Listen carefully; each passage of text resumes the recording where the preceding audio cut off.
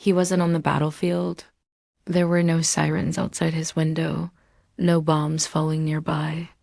And yet, every morning, he woke up with his heart already tense, as if danger were just seconds away. Somewhere in his mind, a quiet realization lingered. The nervous system doesn't need real danger to react, only the perception of it. At the time, he didn't know how true that would become. The war existed on screens, in headlines, in endless notifications. He watched it from a distance, yet his body absorbed it as if it were happening next door. Every update tightened his chest. Every breaking news alert triggered a familiar rush of fear. Even during moments of silence, his mind stayed alert, scanning for threats that hadn't reached him, but felt inevitable. Living as a civilian during wartime created a strange kind of anxiety. Nothing was directly happening, yet nothing felt safe. Ordinary routines lost their sense of normality. Grocery shopping felt tense, sleep felt shallow. The future, once vague but hopeful, now felt fragile and unpredictable. He wasn't afraid of a single event, he was afraid of what might come next. At night, the anxiety intensified. He scrolled through news feeds long past exhaustion, telling himself he needed to stay informed, but information didn't bring control. It only fed his imagination. He pictured worst-case scenarios, supply shortages, economic collapse, loss of stability. His body reacted to these thoughts as if they were facts. But what happened next would quietly change how he understood his anxiety. One evening, after hours of consuming updates that left him numb, he noticed his hands were shaking. His breathing was shallow, his shoulders were tight, and yet nothing had actually changed in his immediate environment. The room was still quiet. The lights were still on. For the first time, he recognized the disconnect between reality and his internal alarm system.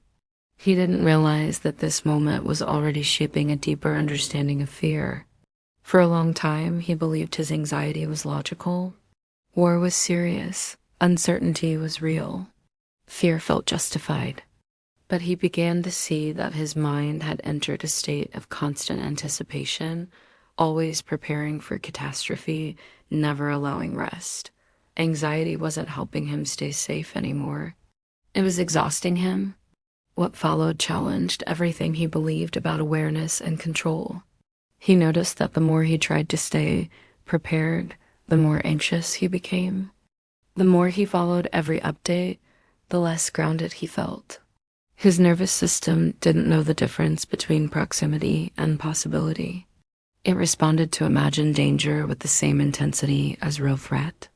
Slowly, he started to change how he related to fear.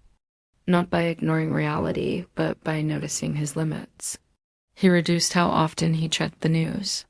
He allowed himself moments of disconnection without guilt. When anxious thoughts appeared, what if this spreads? What if everything collapses? He stopped chasing answers that didn't exist. There were days when anxiety surged again. Days when headlines pulled him back into fear. Days when his body reacted before his mind could intervene, but something had shifted. He no longer believed that constant fear was a moral responsibility. Being afraid didn't make him more aware, it only made him less present.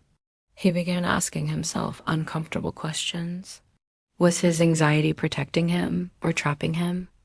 Was he confusing vigilance with control?